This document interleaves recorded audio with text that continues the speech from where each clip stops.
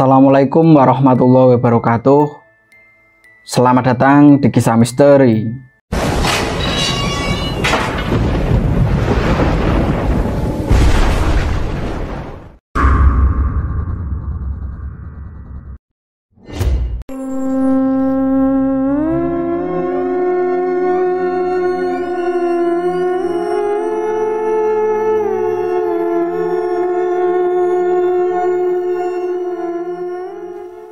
Alas Pati dalam bahasa Indonesia berarti hutan mati. Sebuah hutan pinus yang ada di tanah Jawa yang menyimpan berbagai misteri dan tragedi. Swasta Mita Ayodhya atau kerap disapa Mita adalah salah satu korban yang merubah seluruh hidupnya karena tragedi Alas Pati. Kehidupan yang dulu penuh warna kini berubah menjadi gelap gulita. Semuanya berawal dari acara liburan yang diadakan keluarga Mita 3 tahun lalu. Mereka semua berlibur ke Jawa Tengah untuk mengunjungi kakek Suripto. Setelah beberapa jam perjalanan, Cynthia, Darsono, dan juga Mita sampailah mereka di rumah kakek Suripto. Sang kakek pun menyambut kedatangan cucunya dengan penuh kegirangan. "Kakek!" teriak Mita yang langsung memeluk kakek Suripto. Sementara Darsono dan Cynthia juga langsung menyalami kakek Suripto. Gak lama setelah itu, mereka pun duduk di ruang tamu. "Mita, main di luar dulu ya nak. Kakek mau ngomong sama bapak ibumu dulu," kata kakek Suripto sambil senyum ke arah Mita. Mita pun yang saat itu sudah kelas 3 SMP mengerti dengan situasi itu. Dia akhirnya mengangguk dan pergi keluar rumah untuk sekedar melihat pemandangan. Sedangkan di dalam rumah, Suripto langsung menatap tajam putranya. "Kamu ini bagaimana? Bapak kan sudah bilang, kalau kamu mau kesini bawa Mita, kamu harus ngasih kabar dulu ke bapak," ujar Suripto dengan nada tinggi. "Mau sampai kapan, Pak? Sudah saatnya Mita mandiri. Dia tidak bisa selalu dilindungi sama bapak. Dia juga harus bisa mengendalikan dirinya sendiri," jawab Darsono. "Bapak tahu, tapi bukan sekarang. Itu terlalu berbahaya buat Mita," kata Suripto. Cynthia yang dari tadi diam akhirnya angkat bicara. "Selama Mita tidak mendekati Alas Pati, semua akan baik-baik saja, Pak." Akhirnya Suripto menghela nafas dan menganggukkan kepalanya. "Jaga baik-baik cucuku ya, jangan sampai dia melangkahkan kaki di tanah Alas Pati itu." Di sisi lain, Mita yang merasa bosan duduk di teras, akhirnya memilih jalan-jalan untuk melihat pemandangan di sekitar desa. Desa Mongso Asih memang terkenal sebagai desa yang masih sangat asri. Desa ini terletak di tengah hutan yang lumayan jauh dari jalan raya. Mayoritas penduduk di sana bermata pencaharian sebagai petani, pedagang, dan pencari kayu bakar. Bahkan pasar yang ada di sana terletak di tengah desa yang bisa dibilang pasar seadanya. Karena pedagangnya hanya memanfaatkan bahan pangan dari hasil tanamannya. Saat sedang melewati pasar, Mita melihat seorang gadis bergaun putih sedang duduk sambil menangis di bawah pohon pinus. Mita yang penasaran akhirnya menghampiri gadis itu. "Hai, kamu kenapa?" tanya Mita. Gadis bergaun putih itu langsung mendongakkan kepalanya, lalu menatap Mita dengan tatapan yang sulit diartikan. Mita melihat jelas wajah gadis itu. Dia terlihat seperti orang yang menahan kesakitan. Bibirnya juga sangat pucat, matanya memerah karena menangis. "Boleh aku duduk di samping kamu?" Gadis itu masih diam tak bergeming. Dia hanya terus menatap Mita yang sudah duduk di sampingnya saat ini. "Kenalin, Swasta Mita Ayodhya. Kamu bisa panggil aku Mita."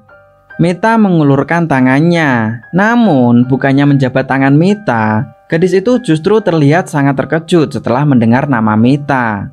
Tiba-tiba saja gadis itu langsung mengatupkan kedua tangan dan menundukkan kepalanya. "Maaf, aku sampai tidak mengenalimu, Sri Ayodhya. Maaf karena aku tidak mempersiapkan sambutan untukmu." Mita menatap gadis itu dengan bingung. Dia mengulurkan tangannya untuk mengangkat dagu gadis itu. "Kenapa kamu bersikap seolah-olah kamu mengenalku? Padahal sebelumnya kita tidak pernah saling kenal." Gadis itu pun tersenyum tipis dan gak lama setelah itu Baiklah, perkenalkan, namaku Ajeng. Aku anak dari penduduk desa ini. Mita hanya menganggukkan kepalanya. Kenapa kamu menangis? Ada masalah? Tanya Mita. Tidak, aku hanya merindukan seorang teman, jawab Ajeng sambil menggelengkan kepalanya. Emang teman kamu di mana? Tanya Mita penasaran. Dia nggak bisa lihat aku lagi, alam kita udah berbeda. Mita yang mengerti akan ucapan Ajeng langsung meringis. Maaf ya, aku nggak ada maksud buat nyinggung itu.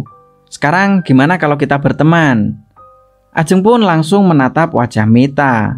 Apa kamu yakin mau jadi temanku? Sekalinya kita berteman, maka itu berlaku selamanya. Derajat kita juga berbeda, kastamu jauh lebih tinggi dibanding aku. Oke, mulai sekarang kita berteman ya, jawab Mita. Saking asiknya ngobrol dengan Ajeng, Mita sampai lupa kalau sudah pukul 5 sore. Kakek, bapak, dan ibunya pasti mencari keberadaan dirinya saat ini. Cynthia yang baru saja selesai membereskan bajunya, langsung bergegas pergi ke teras untuk melihat putrinya. Namun, Mita tidak ada di teras. Cynthia memutuskan untuk mencari Mita di sekitar rumah Suripto. Mita, kamu di mana, Nak? Teriak Cynthia sambil terus menelusuri sekeliling rumah. Darsono yang mendengar teriakan sang istri langsung menghampirinya. Kenapa, Bu? Tanya Darsono panik. Cynthia yang berada di halaman belakang langsung nengok ke arah suaminya. Mita nggak ada di teras, Pak. Ibu udah cari sekeliling rumah juga nggak ada. Darsono terlihat sangat terkejut. Ibu nggak bercanda kan? Mita nggak paham daerah sini, Bu. Bapak takut kalau dia bertemu seseorang yang salah dan mengajaknya ke alas pati, ucap Darsono. Apa? Mita pergi? Teriak Suripto dari arah belakang. Cepat cari Mita sekarang, sebelum sesuatu yang tidak diinginkan terjadi. Akhirnya sore itu Cynthia, Suripto maupun Darsono langsung pergi meninggalkan rumah untuk mencari Mita.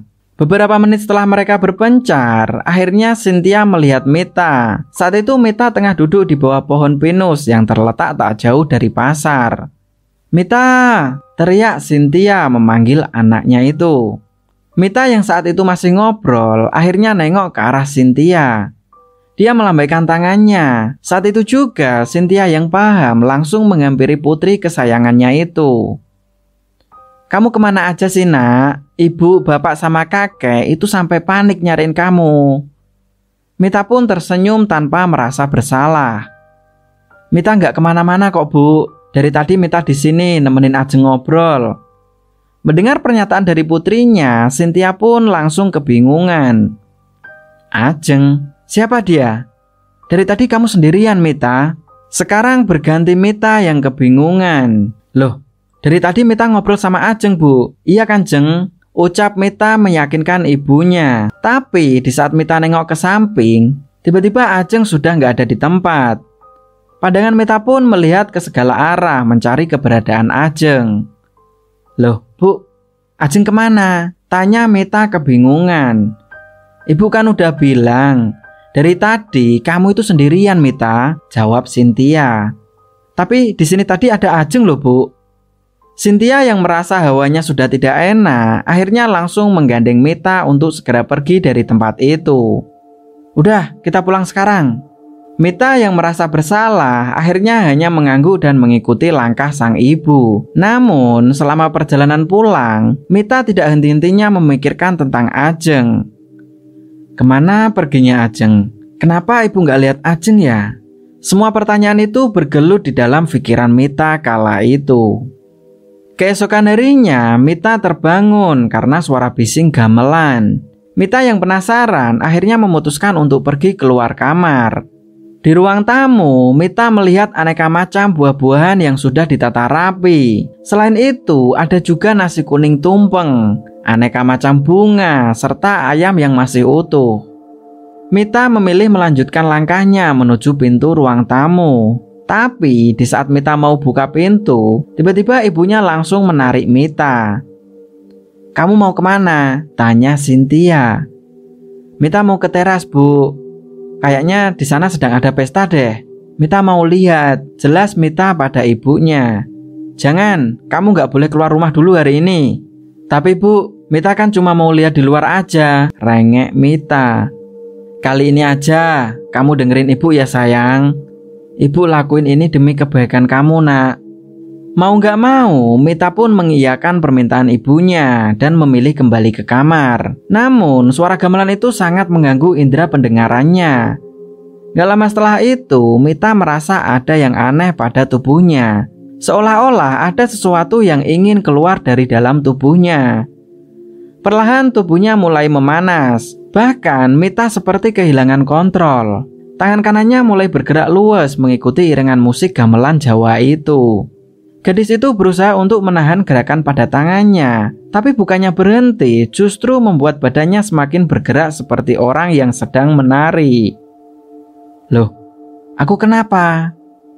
Mita sendiri sangat kebingungan dengan apa yang dia alami. Padahal Mita nggak pernah belajar menari sebelumnya. Nggak lama setelah itu, kakek Suripto yang tidak sengaja melewati kamarnya Mita, dia langsung kaget melihat cucunya yang sedang menari. Dengan sigap, kakek Suripto langsung menubruk tubuh Mita dan memeluknya. Kakek kenapa? Tanya Mita dengan polos. Kamu yang kenapa Mita? Sejak kapan kamu bisa menari? Apa ada seseorang yang mengajarimu menari? Ujar kakek Suripto. Mita pun menggelengkan kepalanya. Mita nggak tahu kek. Waktu Mita dengar suara gamelan itu, tiba-tiba tubuh Mita langsung bergerak. Jelas Mita dengan masih kebingungan. Ya udah, sekarang kamu nyalakan radio dengan sangat kenceng sampai kamu nggak dengar suara gamelan itu lagi ya. Dan ingat, kamu tidak boleh keluar kamar sampai acaranya selesai, kata Suripto sambil meninggalkan Mita. Saat ini Mita sedang dilanda kebingungan. Mengapa semua orang seolah-olah tidak menginginkan kehadirannya di pesta gamelan itu? Apa salah Mita? Bahkan hanya sekedar keluar kamar dia tidak boleh. Namun Mita tetap menuruti perintah kakeknya. Dia menyalakan radio yang ada di atas meja di sisi ranjang dengan suara yang lumayan kencang. Ada perasaan sesak dalam dadanya ketika tidak lagi mendengar suara gamelan itu. Tapi Mita mencoba menepis semuanya. Dia hanya ingin menjalankan perintah kakeknya. Sambil mendengarkan musik, Mita pun membuka buku gambarnya. Memang sejak kecil Mita memiliki hobi menggambar. Apapun yang dia lihat akan dia gambar dan dia koleksi di buku gambar kesayangannya. Hari ini Mita memilih untuk menggambar sahabat barunya, yaitu Ajeng.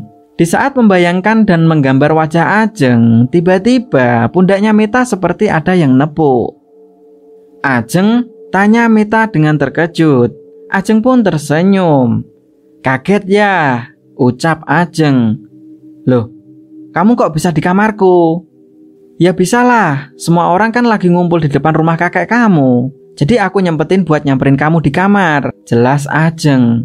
Mita menganggukkan kepalanya, lalu melirik pintu kamarnya yang masih tertutup rapat.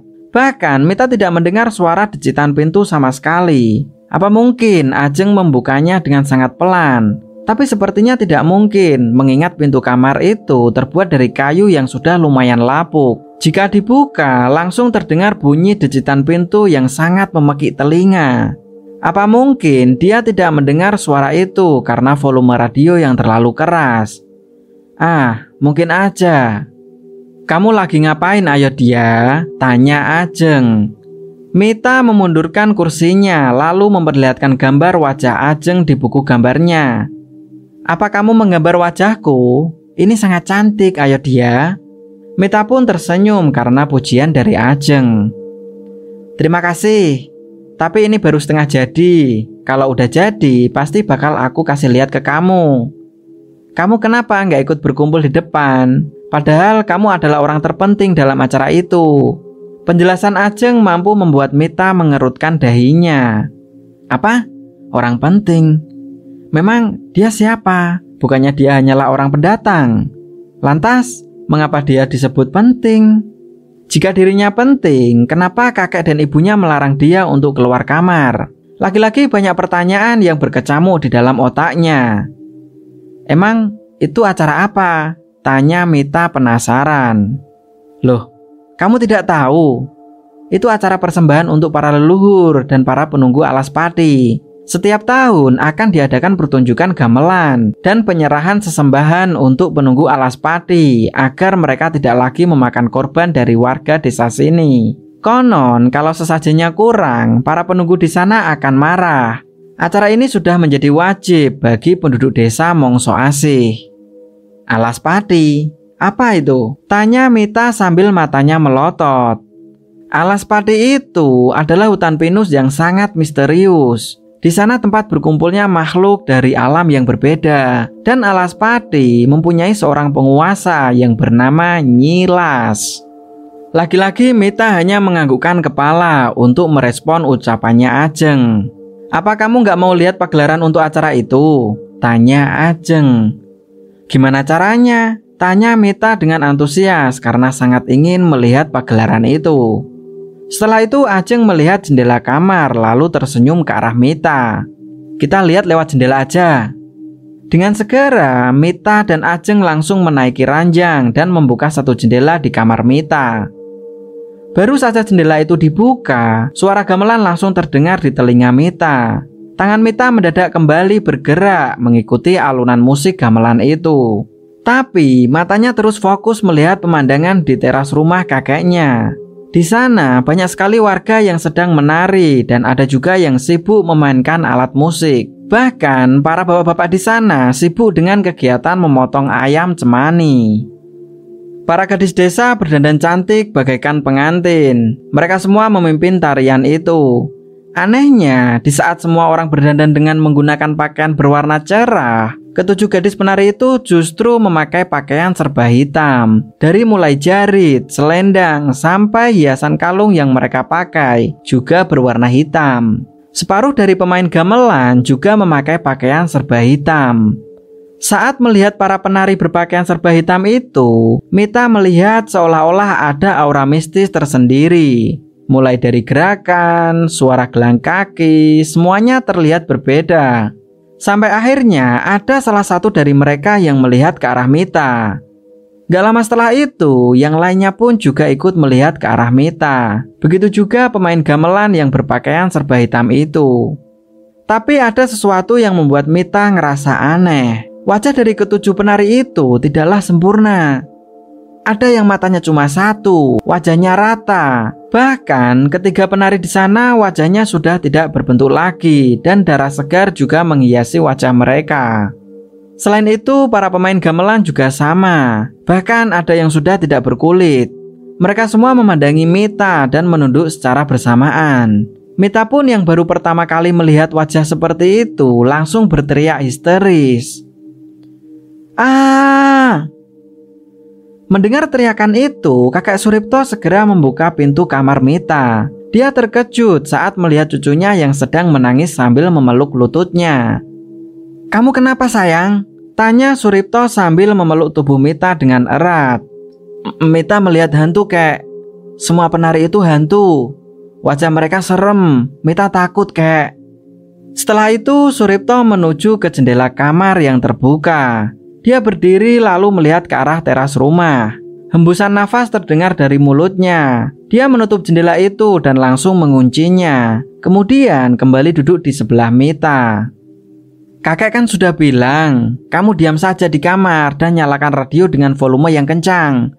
Tapi kamu tidak melaksanakannya. Kamu justru melihat acara itu dari jendela dan tidak menyalakan radio sama sekali. Semua permintaan kakek itu mudah, Mita. Kakek lakuin itu semua juga untuk kebaikan kamu." Semua penuturan dari kakek Suripto membuat Mita semakin bingung. Mita menyesal karena tidak menuruti perkataan kakeknya itu. Tapi di sisi lain, Mita ngerasa tidak pernah mematikan radio itu. Bagaimana bisa radio itu mati sendiri? Apa mungkin kalau Ajeng yang matiin radio itu? Tapi kemana perginya Ajeng? Kenapa gadis itu selalu menghilang tiba-tiba? Di tengah kebingungan itu, Mita pun langsung menatap kakeknya. "Ajeng kemana, kek?" tanya Mita. "Ajeng? Ajeng siapa?" jawab Suripto kebingungan. "Tadi Mita sama Ajeng, kek, di sini," jelas Mita. "Kamu sendirian, Mita? Dari tadi kakek berjaga di depan kamarmu dan tidak ada satupun orang yang masuk." Penjelasan kakek Suripto membuat Mita semakin bingung. Ini adalah kedua kalinya Mita merasakan kejanggalan yang terjadi saat dirinya tengah bersama Ajeng. Hari itu pun berlalu. Keesokan harinya, Ajeng kembali menemui Mita yang sedang pergi ke pasar untuk membeli titipan belanja dari ibunya. "Hai," sapa Ajeng. Mita yang sedang memilih buah-buahan akhirnya menghentikan aktivitasnya. "Loh, Ajeng? Kamu dari mana aja? Kok kemarin hilang?" Ajeng pun tersenyum. "Kemarin aku langsung pulang, takut ibu nyariin," jawab Ajeng. Sebenarnya Mita tidak puas dengan jawaban Ajeng kala itu, tapi dia tetap menganggukkan kepalanya. "Mau ikut aku enggak?" kata Ajeng sambil deketin mukanya. Mita diam sejenak, lalu meletakkan buah-buahan dan membayar ke ibu penjual yang ada di sana. "Pergi kemana?" tanya Mita. "Ke rumahku, nanti aku kenalin sama ibuku." Tanpa pikir panjang, Mita pun langsung mengiyakan ajakan Ajeng. Dia sangat senang bisa bertamu di rumah salah satu warga yang ada di desa Mongso Asih. "Ayo," ajak Ajeng yang langsung menarik tangan Mita. Selama perjalanan menuju rumah Ajeng, Mita hanya melihat pemandangan sawah dan juga pepohonan. Gak lama kemudian, Mita berhenti dan melihat sebuah gapura yang menjulang sangat tinggi.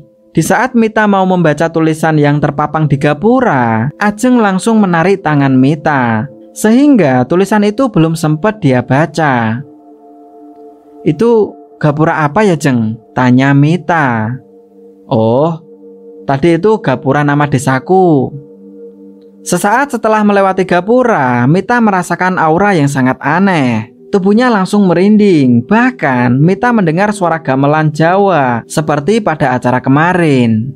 Mita terus memperhatikan sekeliling hutan pinus dan mencari-cari sumber suara gamelan itu. Sampai-sampai dia tidak sadar jika Ajeng sudah tidak ada di sisinya.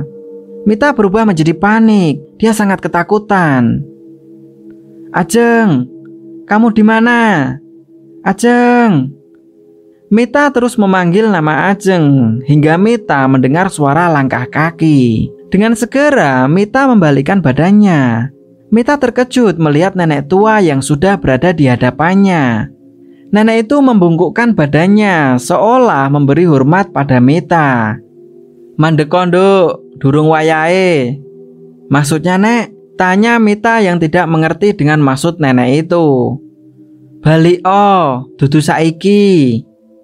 Lagi-lagi Mita tidak mengerti dengan maksud ucapan nenek itu. Gak lama kemudian terdengar suara teriakan dari Ajeng. "Ayo dia, sini."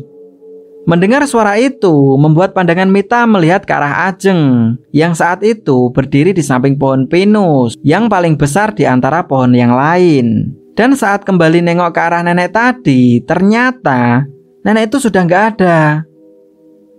Perasaan Mita menjadi semakin tidak karuan. Seakan-akan hatinya menginginkan untuk segera pulang, tapi raganya mendorong Mita untuk lebih masuk ke dalam hutan itu. Akhirnya Mita pun kembali melangkahkan kakinya untuk menghampiri Ajeng. Suara gamelan itu semakin terdengar nyaring, sampai akhirnya Mita menemukan sumber dari suara gamelan itu. Di hadapannya ada sebuah pagelaran tarian yang pakaian penarinya itu sama dengan hantu yang dia lihat kemarin. "Sri, ayo dia datang!" Teriakan Ajeng mampu membuat semuanya menghentikan aktivitasnya. Mereka beralih menatap ke arah Mita. Seketika itu, tubuh Mita langsung gemetar begitu melihat banyak wajah yang tidak berbentuk dan menatapnya.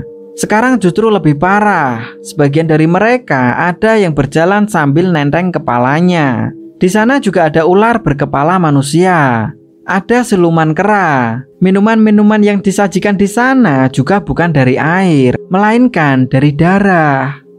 Dengan susah payah, Mita pun menggerakkan badannya.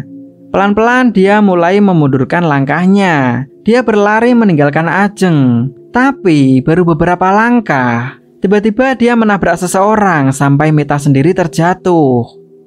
Dan di saat Mita melihat orang itu, ternyata orang itu nggak ada kepalanya. Dengan sisa tenaga, Mita pun langsung bangkit dan kembali berlari. Air matanya terus mengalir membasahi pipi. Detak jantungnya begitu cepat. Mita ingin pulang sekarang. Mita nggak mau ada di sini. Lagi-lagi dia dihadang oleh seseorang yang menyeramkan. Arep nang ndi Sri? Arep nang ndi kowe? Mita meremas celananya sambil menundukkan kepala dan terus berlari tak tentu arah. Ibu, Mita mau pulang bu, Mita takut. Sambil terus berlari, Mita pun menyempatkan untuk nengok ke belakang. Ternyata puluhan sosok yang menyeramkan tadi juga mengejar Mita. Gadis itu hanya bisa menangis sambil berlari. Dia terus berdoa dan berharap ada seseorang di dalam hutan yang mampu menyelamatkannya.